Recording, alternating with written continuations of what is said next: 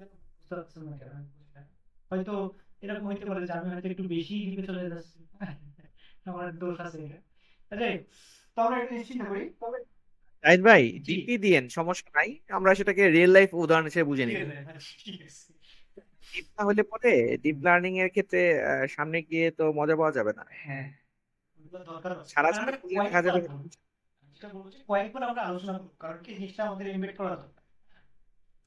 দুই different angle থেকে দেখা। কেন দেখছি এটাও দেখবেন। ডিপ লার্নিং এ অ্যাকচুয়ালি ওই করে ডিফারেন্ট অ্যাঙ্গেল থেকে দেখে জিনিসটাকে আরো বেশি লার্ন করা। এটা অনেক ইন্টারেস্টিং। দেখেন, ধরেন আমরা বিরিয়ানি রান্না করব।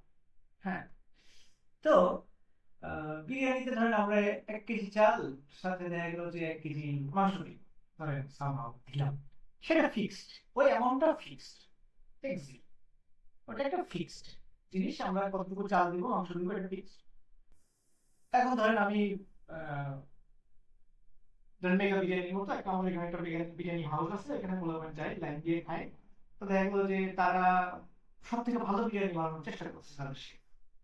এখন সে কি করতে পারে, সে দেখা গেল যে শেফের যে বিরিয়ানির যত রেসিপি আছে এইটা দিয়ে সে বানাইতে পারে।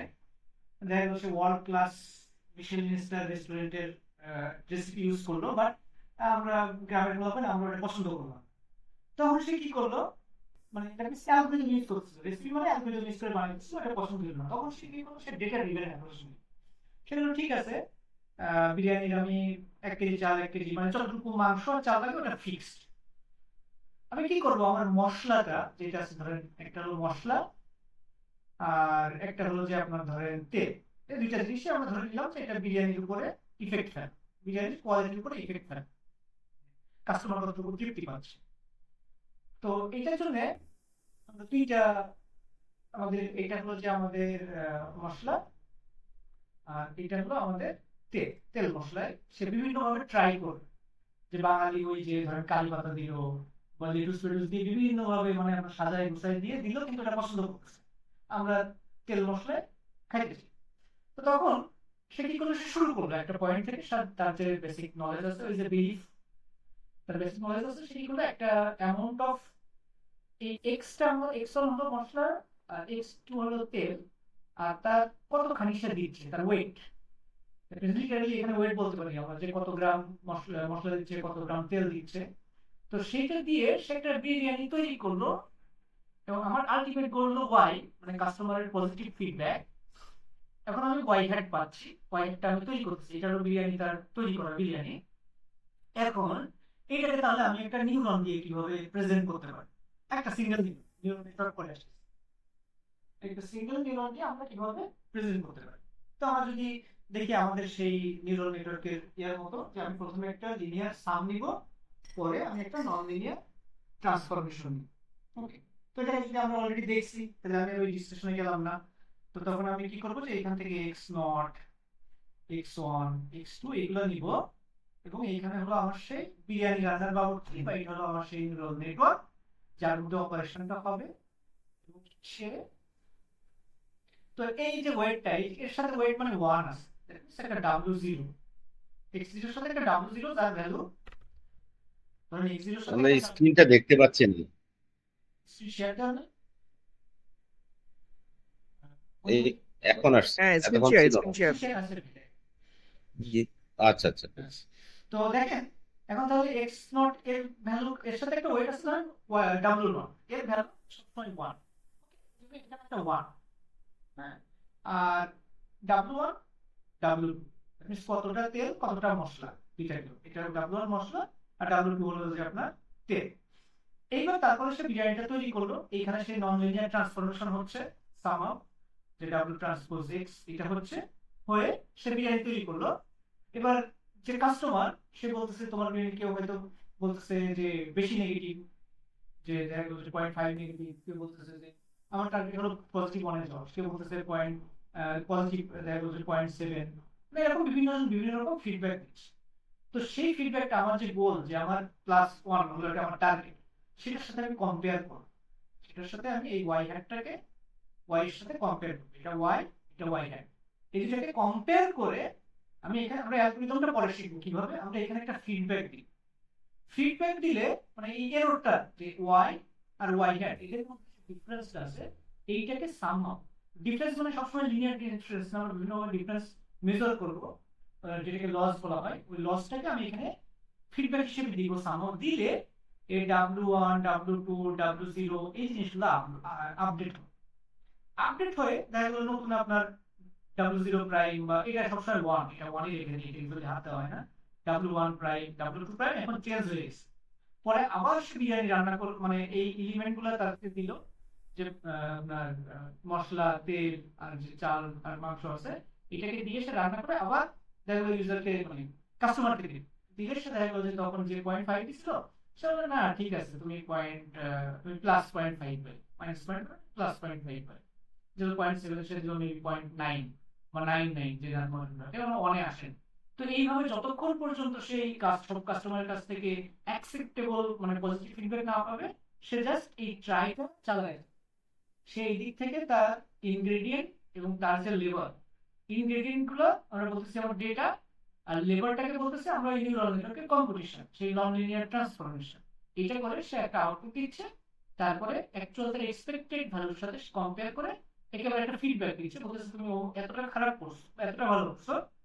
তখন আবার সে পরবর্তীতে যখন এই কাজটা রিপিট করতেছে তখন আবার সে আবার ওয়াই হ্যাট প্রডিউস করতেছে, তো এই সার্কেলটা চলতেই থাকে। এটা হলো একটা নিয়ম। এতটুকু বোঝা যায় কিনা একটু দেখেন, না বুঝলে আমাকে বলেন, লাইক ক্লিয়ার ক্রিস্টাল ক্লিয়ার করো।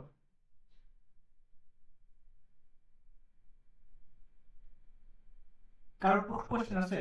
নাসিম ম্যাম কই আসলে? বুঝতে পারছেন? আচ্ছা, এনিওয়ান এলস? কারোর কোনো কোশ্চেন আছে?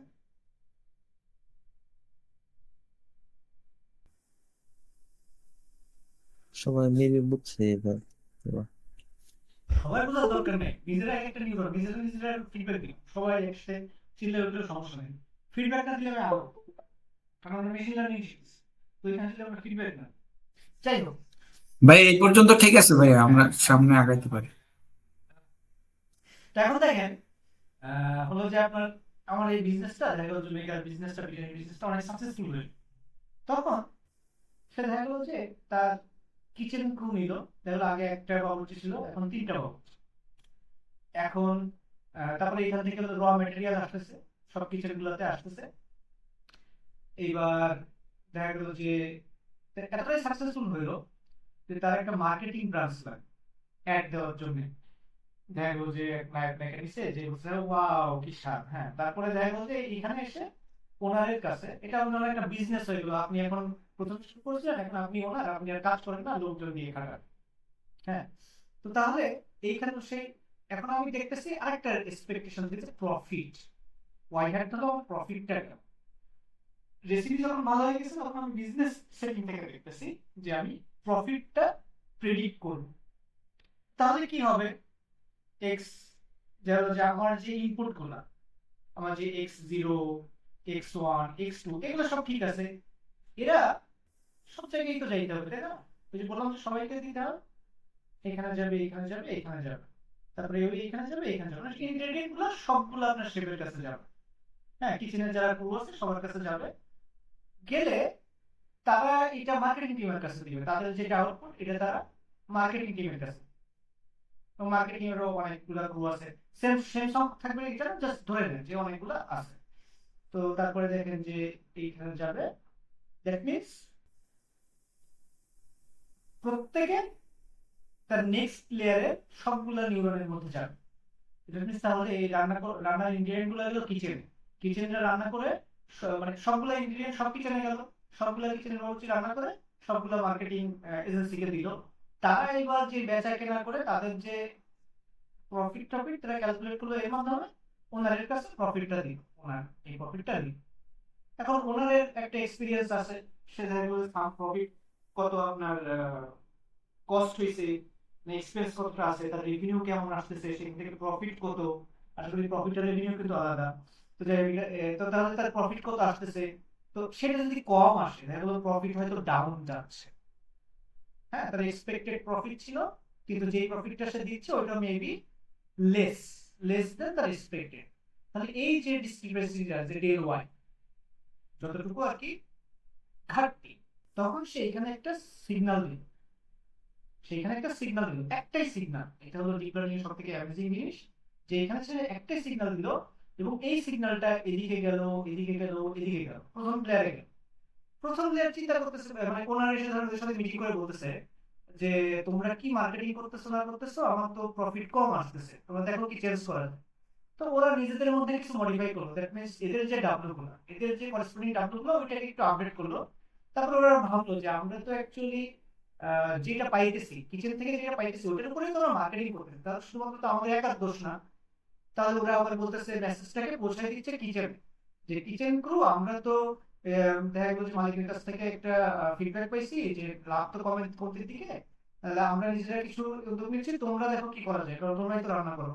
তখন এরাও এদের করেসপন্ডিং ডাব্লিউ গুলো, সেগুলো কি আমরা এক্সাক্ট কোয়েশ্চেন দিয়ে পরে ক্লাস দেখবো আসলে। তো তারা তাদের এই ডাব্লিউ গুলো চেঞ্জ করতেছে, যে তারা কতটুকু এই ইনগ্রেডিয়েন্ট গুলো নেয়, এইগুলোকে তারা চেঞ্জ করতেছে। পরে এই সাইকেলটা পরে আবার তারা পরের ব্যাচ দেখা গেলো যে বিরিয়ানি তৈরি করলো, মালিক দেখা গেলো যে হয়তো প্রফিট একটু উঠছে, বলতেছে যে না এখনো বাকি আছে, তখন একইভাবে উনি মার্কেটিং কে বলতেছেন, মার্কেটিংটা নিজেরা অ্যাডজাস্ট করতেছে, আবার কিচেনকে মার্কেটিংটা কিচেনকে বলতেছে, কিচেনটা নিজে অ্যাডজাস্ট করতেছে। তো এইভাবে আপনি মাল্টিপল লেয়ার, তাহলে এখানে যদি কোয়ালিটি কন্ট্রোল লেয়ার থাকে সেটাও চিন্তা করতে পারেন, দ্যাট মিনস একটা এরর সিগন্যাল। তো এই দিক থেকে চাই কি আমার ইনপুট ডেটা এই দিক থেকে ফ্লো হয়, আর সব নন লিনিয়ার কম্পিটিশন, যেখানে এখানে বলছে যে সার্ভিস, লেবার বা তাদের থিঙ্কিং, মার্কেটিং, এইখানে এই লেয়ারে যে লেবার আছে, এই লেয়ারে যে মার্কেটিং আছে, সব কাজে লেগে এইখানে প্রফিটে যাচ্ছে। হ্যাঁ, প্রফিট বা মানিতে কনভার্ট হচ্ছে, মানি যে ডিসক্রিপেন্সি, যে ডিফারেন্সটা আছে এক্সপেকটেশনের সাথে অর যে জেনারেটেড রেভিনিউ, ওইটা আবার এইদিকে ফিডব্যাক হিসেবে যাচ্ছে, এবং সেটা একটাই ফিডব্যাক সবগুলা মধ্যে আস্তে আস্তে পাস হচ্ছে এবং তারা নিজেদেরকে অ্যাডজাস্ট করছে। তো দ্যাট মিনস তারা কিন্তু ইন্ডিপেন্ডেন্টলি কাজ করতেছে সবাই, এর কাজ নাই যে এ কি করতেছে বা এর কাজ নাই এ কি করতেছে, ওকে, তারা নিজেদেরকে ঠিক করতেছে এবং অন দা ওই প্রসেস তারা একটা হারমোনি তৈরি করতেছে নিজেদের মধ্যে, যে সবাই সবার কাজটা ঠিকঠাক করলে আলটিমেটলি ফাইনাল গোলটা অর্জিত হচ্ছে। তাহলে এই যে পাঁচটা, যে পাশে আর কি এই যে টাকা খরচ করতেছে মালিক, কিচেন গ্রুপ পরিশ্রম করতেছে, মার্কেটিং গ্রুপ পরিশ্রম করতেছে, তারপরে এখানে সেল হচ্ছে দেখা গেলো আউটলেট থেকে। তো এইটাকে বলে হলো ফরওয়ার্ড প্রোপাগেশন, কারণ হচ্ছে ফরওয়ার্ড প্রোপাগেশন, যখন আপনার অ্যাকচুয়াল জিনিসটা তৈরি হচ্ছে এটা হলো ফরওয়ার্ড প্রোপাগেশন, যেটার উপরে কম্পিটিশন হচ্ছে। আর তখন কিন্তু এই ডাব্লিউ গুলো ফিক্সড, একটা জিনিস মনে রাখবেন, যখন ফরওয়ার্ড প্রোপাগেশন হচ্ছে তখন ডাব্লিউ গুলো ফিক্সড, জাস্ট ফিক্সড কিছু ডাব্লিউ এদের আছে, এটা ধরে নিচ্ছি এই ডাব্লিউ গুলো কি এক্স গুলো তার সাথে মাল্টিপ্লাই করতে হতে যাচ্ছে, যাওয়ার পরে একটা রেজাল্ট আসছে। যখন এরা ব্যাকে যখন আবার হলো ইনফরমেশন দিচ্ছে এবং ডাব্লিউ গুলো তখন হলো আপনার অ্যাডজাস্ট হচ্ছে, এইটাকে বলে হলো ব্যাকওয়ার্ড প্রোপাগেশন বা সংক্ষেপে ব্যাকপ্রপ। এবং ডিপ লার্নিং অ্যাকচুয়ালি ফিজিবল ছিল না অনেক দশক পর্যন্ত এই ব্যাকপ্রপের জন্য। ব্যাকপ্রপটা একটা হলো যে এখানে যে ইমপ্লিমেন্ট করতে হবে, এটাই 1980 পর্যন্ত কারোর মধ্যে আসে এইভাবে। আর মানে কিভাবে মাল্টিপল লেয়ার ট্রেন করা যায়, যে একটা সিগন্যাল থেকে কিভাবে, আর এটা অ্যাকচুয়ালি ক্যালকুলাসের চেইন রুল থেকে আসে, আমরা দেখবো খেয়াল নাও থাকে আমরা দেখবো। তো ব্যাকপ্রপ হলো যে মাধ্যমে যে মাল্টিপল একটা এরর দিয়ে সিগন্যাল দিয়ে মাল্টিপল, এখানে বিলিয়নস অফ যদি এরকম আপনার নিউরন থাকে সেগুলো সবগুলোর ওয়েট আপডেট করা যায়। কিন্তু এখানে কম্পিটিশনালি হেভি, আমাদেরকে অনেকগুলো ডেরিভেটিভ ক্যালকুলেট করতে হয়, ধরেন এই প্রত্যেকটা একটা লিনিয়ার ইন্টিগ্রেশন লিমিট সাথে সাথে প্লাস লিনিয়ার ট্রান্সফরমেশন, অনেক কম্পিটিশনাল ব্যাপার, এই জন্য একটু এই জিনিসগুলো লাগে। তো এটা কি ক্লিয়ার হলো নিউরন আর নিউরাল নেটওয়ার্ক? আমাকে বলেন না বিরিয়ানি দিয়ে বললাম কালকে কাছে গেছি এখন ক্লিয়ার ক্লিয়ার জাহিদ ভাই, ক্লিয়ার। আচ্ছা, আর কারণ এনিওয়ান?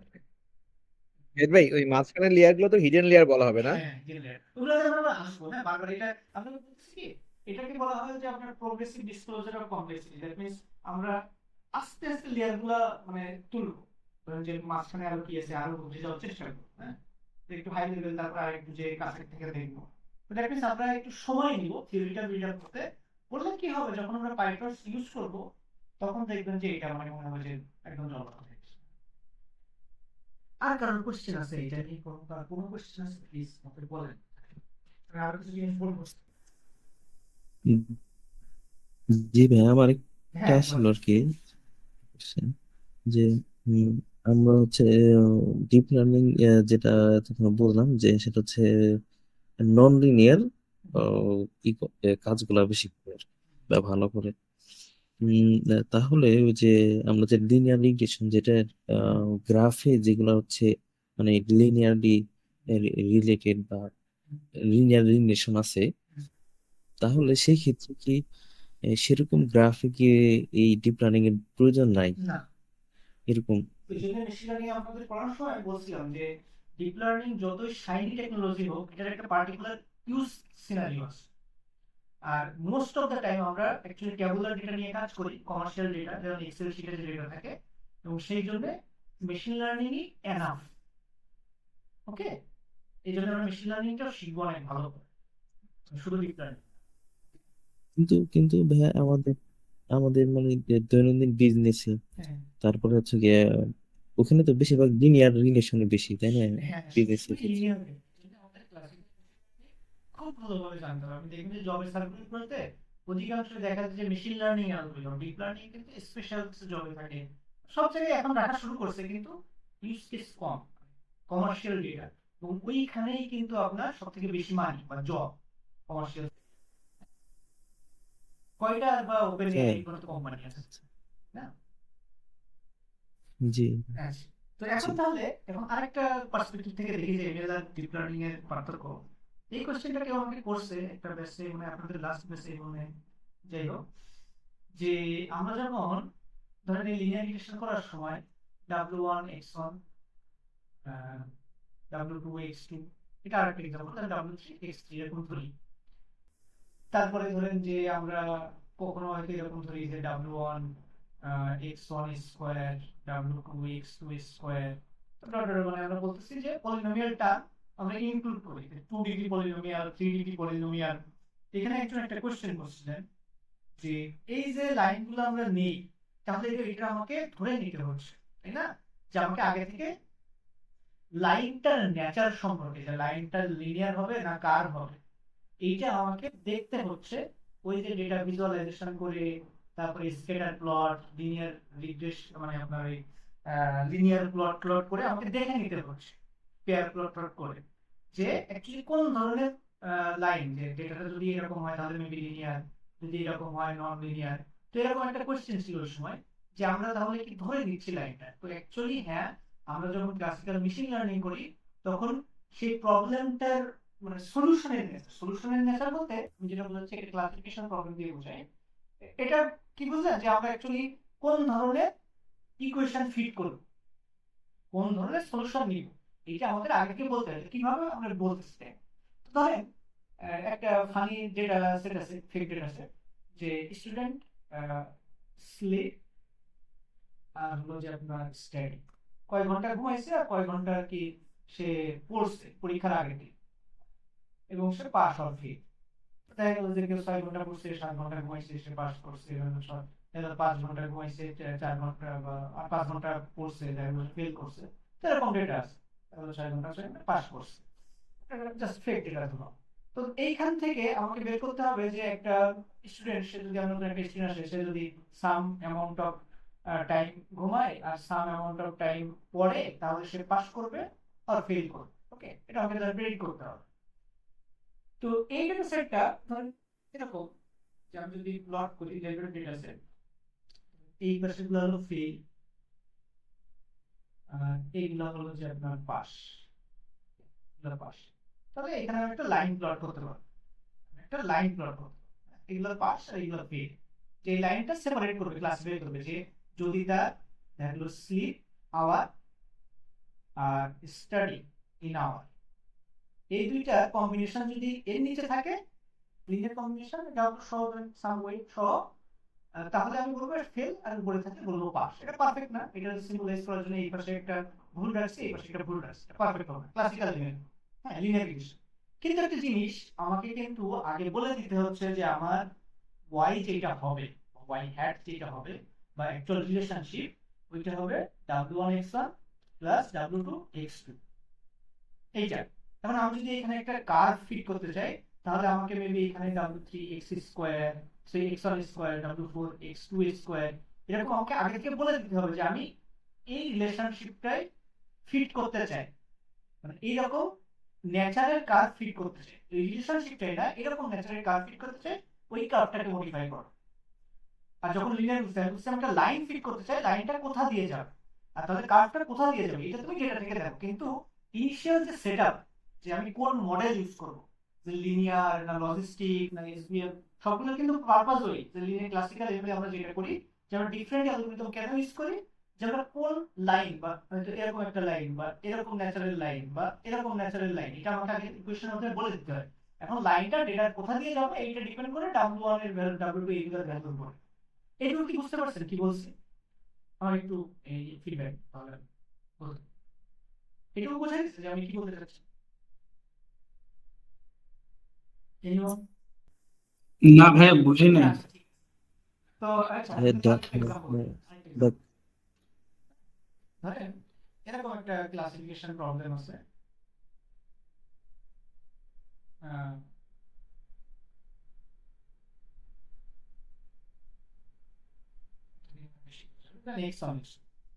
এখন এইটা এইগুলা হলো ধরেন আপনার পজিটিভ এক্সাম্পল, এইগুলা হলো নেগেটিভ এক্সাম্পল। হ্যাঁ, এখন আমি যদি এখানে একটা ক্লাসিফায়ার ফিট করতে চাই তাহলে আমাকে কেমন ক্লাসিফায়ার নিতে হবে বলেন তো? মানে ডিসিশন বাউন্ডারিটা কেমন হবে? ডিসিশন বাউন্ডারি কথা মনে আছে না, এটা কেমন হবে? মানে কি শেপের হবে বলবেন? এনিওয়ান? সার্কেল সার্কুলার একটা শেপের হবে। হ্যাঁ, এখন মেইনলি আমাদের একটা পারফেক্ট সার্কেল দেই তাহলে আমরা ইনিশিয়ালি ধরবো যে maybe x1² x2² circle equation, তাই তো? এটা ধরতে হবে, আমাকে ধরতে হবে যে আমার সলিউশনটা হলো এই ক্লাসিফায়ারটা এই ডিসিশন বাউন্ডারিটা এই। এখন এইটা সার্কেলটা কোথা দিয়ে যাবে, দ্যাট মিন্স W1 W2 এইটা বের করা, মানে দেখো যে সার্কেলটা এইখান দিয়ে যেতে পারে, সার্কেলটা এইখান দিয়েও যেতে পারে, কিন্তু আসলে সার্কেলটা এইখান দিয়ে যাবে। তো ওইটা হলো মডেলের বের করার কাজ, আমার ওই যে মেশিন লার্নিং অ্যালগরিদম। কিন্তু আমার সলিউশনের নেচার কিন্তু আমি আগে থেকে ফিক্স করে দিচ্ছি। ইভেন যদি সার্কেলটা একটু বেঁকে ঠেকে যায়, এটা কখন যাবে বলেন তো? যে আমি যদি এরকম করি এটা কখন হতে পারে এরকম সলিউশন? আমরা এগুলোই করছিলাম, এরকম সলিউশন কখন হতে পারে? যদি আমরা এর সাথে তখন ডিগ্রি কোনটা কোনো ধরবে ডিগ্রি টিগ্রি এরকম মানে বাড়াই দিই, চেঞ্জ করে দিই, তাই না?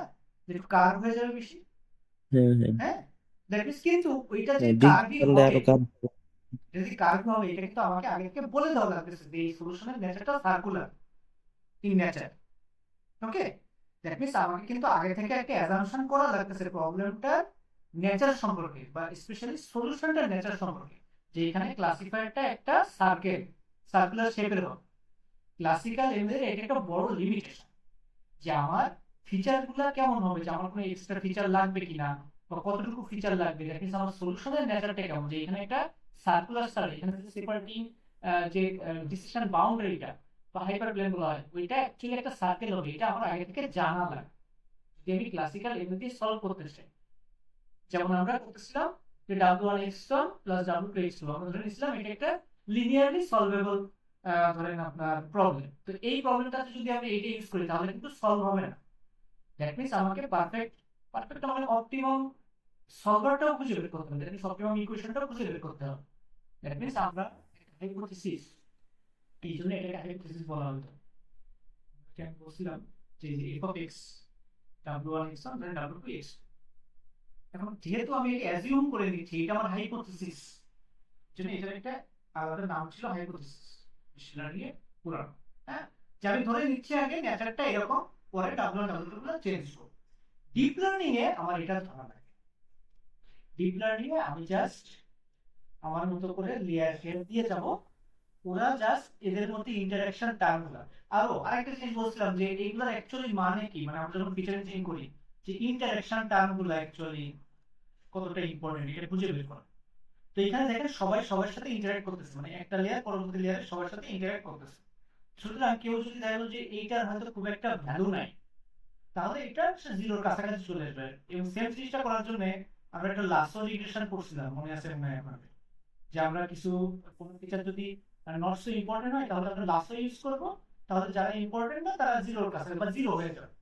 তো নিউরাল নেটওয়ার্ক কি করে, তাদের ওই স্পেশাল অ্যালগোরিদম গুলো লাগে না, ওই একটাই অ্যালগোরিদম আমি তাকে দিচ্ছি, প্রত্যেকটাতে একটা করে নিউরন দিচ্ছি, এবং তারা নিজেদের মধ্যে ক্যালকুলেশন করে যত প্রকার কমপ্লেক্স, যে আমরা আগে থেকে জানা লাগতেছে না যে এটা একটা সার্কুলার সলিউশন লাগবে কিনা, এটা একটা হিউজ অ্যাডভান্টেজ যে আমার আগে থেকে সলিউশনটা নেচার সম্পর্কে জানা লাগতেছে না, আমি জাস্ট একটা deep enough layer, deep enough বলতেছি কারণ আমরা ইচ্ছা করলে ওয়াইডও ইউজ করতে পারি, জাস্ট সিঙ্গেল লেয়ার, তো দেখা গেছে যে ডিপ লেয়ার ভালো, এটা কেন আমরা পরে ডিসকাস করছিলাম। তো দেখা যাচ্ছে যে নিউরাল নেটওয়ার্কে আমার এই প্রবলেমটা মানে আমার সলিউশনটার নেচার কি হবে, যে ওটা একটা লাইন হবে না ওটা একটা সার্কেল হবে না ওটা কার্ভিং হবে, যেটাই হোক ওটার সম্পর্কে আমার কোনো অ্যাজিউমই করা লাগতেছে না, দ্যাট মিন্স এই ফিচারগুলো আমাকে আগে থেকে দেওয়া লাগতেছে।